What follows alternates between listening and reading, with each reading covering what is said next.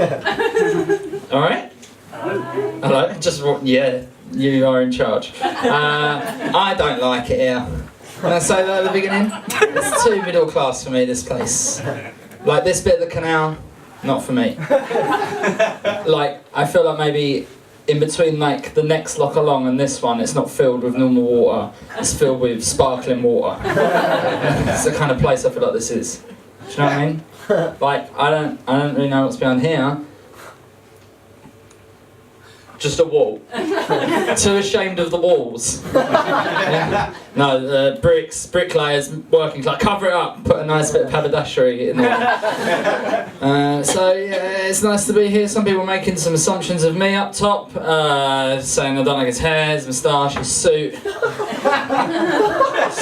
It's a bit like I can feel that from you guys. Do you know what I mean? Feels like take me out. All the lights have gone out. I haven't even done my weird dance yet. It's the second round. I've not watched it. Someone told me that's what happens. Honest, I'm too cool to have watched it. Okay, so it's nice to be here. You guys a couple? Yeah, just you two are. Nice, okay. What's your name? Brad. Brad. And how long have you guys been together? Like 2 years. 2 years? Okay. I was with my girlfriend 2 years when I proposed. I'm not saying that you should do that because I did, but what a fucking gig it would be.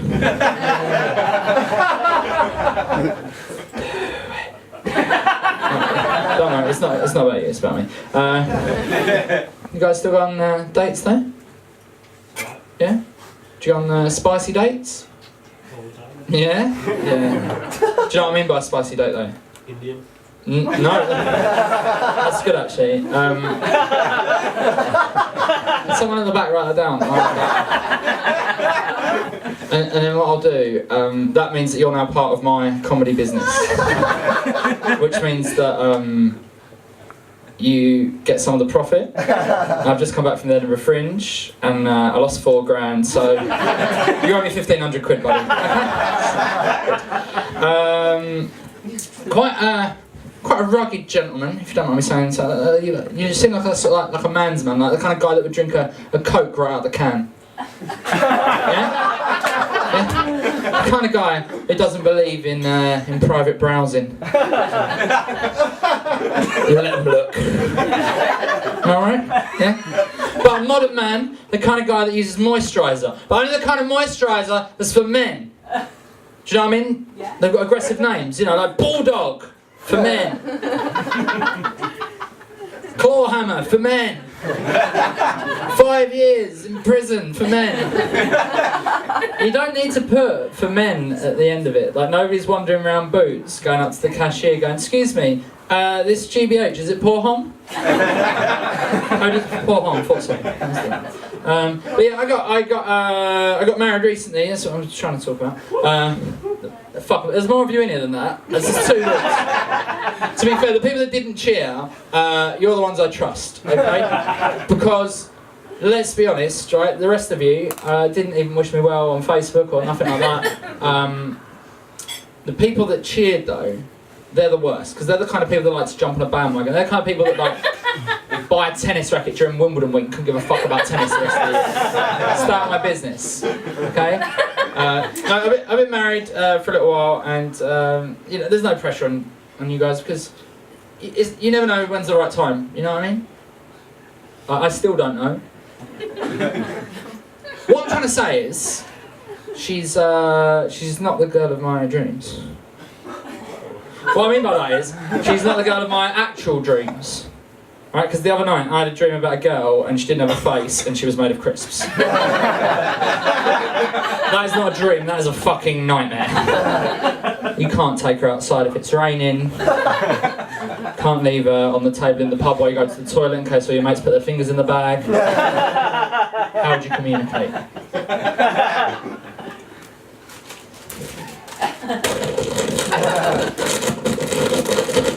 No, darling, I swear. Those Doritos crumbs in the car, they're not mine.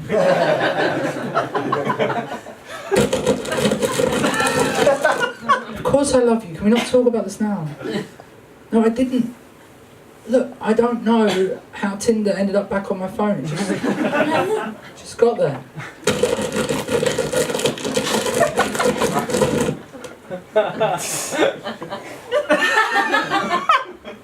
You want to do what?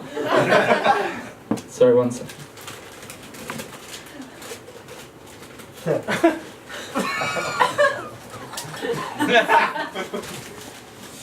I'll be honest with you, that's as far as I've ever gone with that bit. Didn't think that through. Long walk up the canal home. Been there all night. So I'll tell you something about me. I get very easily distracted, right?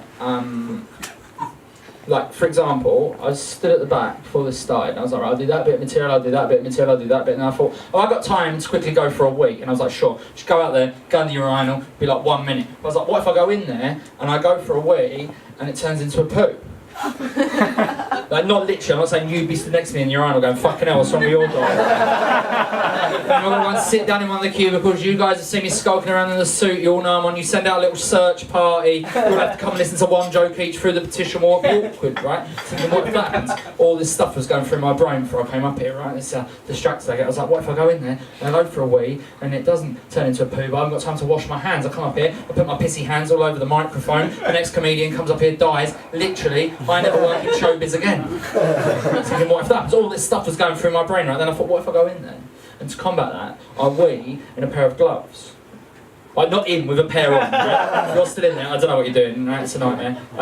You go, don't laugh at this guy, he wears gloves when he wees, he's really weird, and it gets awkward. I was thinking, what if that happens, right? All this stuff was running through my brain. I thought, what if I go in there, I go for a wee, no one sees the gloves, I put them in my bag, I forget all about them, I'm going around the streets of London town, couple of months, cold snap, walking around the streets of London, small orphan boy comes up to me in the street, says, excuse me sir, have you got any spare change? I'm like, no sorry little fella, I haven't got anything. I rummage around in my bag, I've got a bag, find a pair of old gloves, don't remember where they've come from. I go, you can have them though. He puts them on, he's having a lovely time doing whatever orphans do. Never been one, running around London, whatever. Goes back to his orphanage at dinner time. Yeah, the orphan master comes around to check everybody's hands are clean for supper. Gets to him, realises that he's got 2-month-old piss in his hands, kicks him out into the snow and he dies. I was thinking, what if that happens?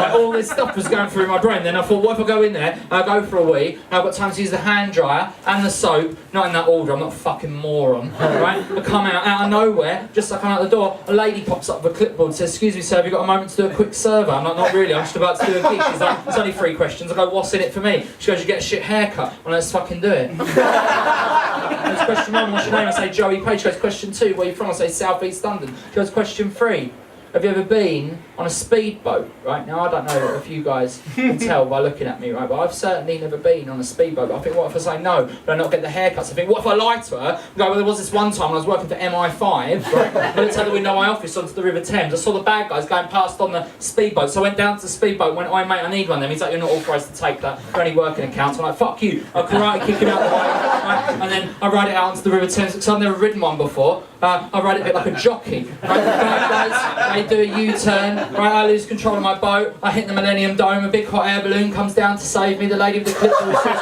isn't this just the opening titles of a James Bond film? I'm like, yeah, I think so, but I'm not sure which one I've done the correct amount of so you completely made this up. I'm like, yeah, totally, do I still get the shit haircut? She's like, you've already got it. I was thinking, what if that happens? Long story short though, right, I did go in there and go for the week. Because I'm quite rock and roll, right? Like not 100%, but maybe like 75%. No, I mean, like if I was staying in a hotel, I wouldn't throw a TV out of a window, but I would throw the remote. Been reading up on science lately, right? Read this thing that they reckon that bees and wasps are different creatures. I think that's bollocks. Right, I'll tell you for why. I think the only difference between a bee and a wasp, ladies and gentlemen, is class. Right, so if you think about it, bees, they're very middle class. Yeah? They work in the flower shop, they sell local honey, they love the queen. Wasps, on the other hand, very working class. Yeah? Down the pub at lunchtime, Stealing someone's pint, getting in a fight. They think the Queen's a tax dodging cunt. Then you got hornets. You never really see hornets, they're like the upper class. You never really see them, you only hear about them. Occasionally, want to pop up in the news because they've murdered a prostitute. But yeah, I'm working class from South East London. I'm from so far into South East London that it doesn't even have a Pret. It's got a Marix. It's not a chain. I know that because the geezer that runs it is called Marek. And it sells, and these are his words, sells cold drinks and cooked drinks. All I'm saying is, if you've got an allergy, do not go in there. He thinks that the gluten-free are some guys that just got out of prison.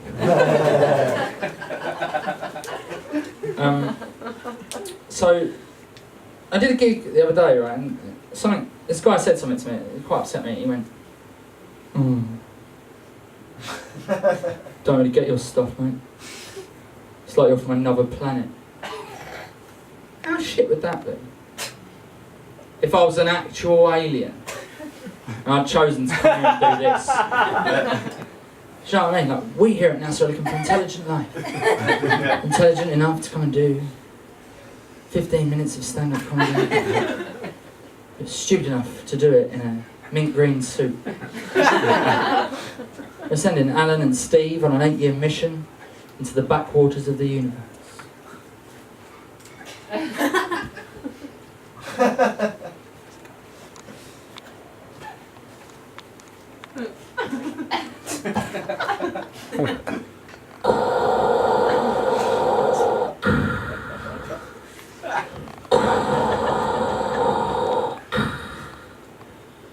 Look, Alan, we're in space.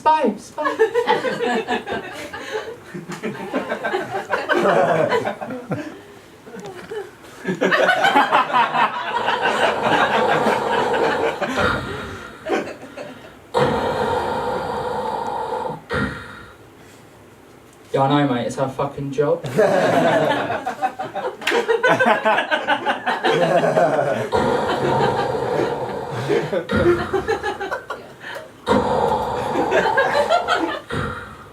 You know, Alan, I find it a bit weird that we've been in space for like 4 years now. You've never even tried it on with me, not even when you've been pissed.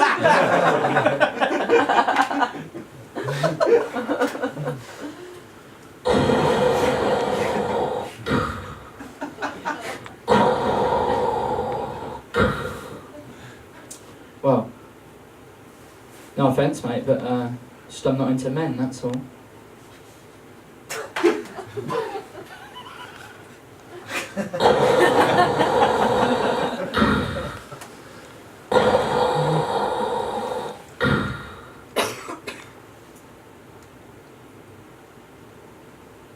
Oh.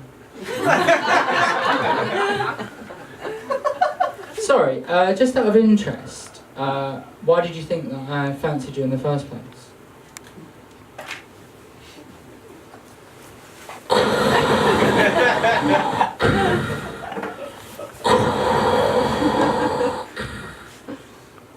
No offence, mate, but why didn't you do the noise?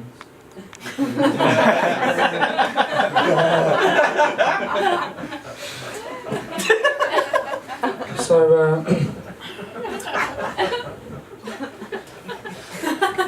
if that's not your cup of tea, I'll do an observational bit. I've got one of those, so I'll just do that now. Just set up.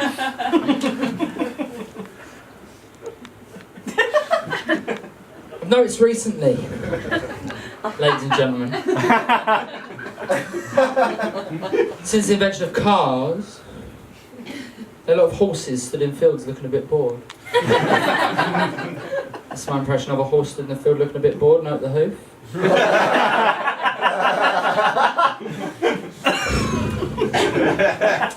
Give me a cheer if you like facts. I like facts, right, but I'm not very good at remembering them, so I've done. It's a lot of fun, you can do this at home. I just made some up. Fact number one that I completely invented. Prince Philip thinks that Zumba and Pilates are two of his cleaners. I reckon that's only got about 6 months left in it, so I would ask you to enjoy that. Fact number 2 that I've completely invented. Bear Grylls got his name by having the most kitchen appliances out of anybody in his ghetto. Guys, this is a really nice night, and thanks for having me. This is my last one. I don't know why I said that like I was in a band.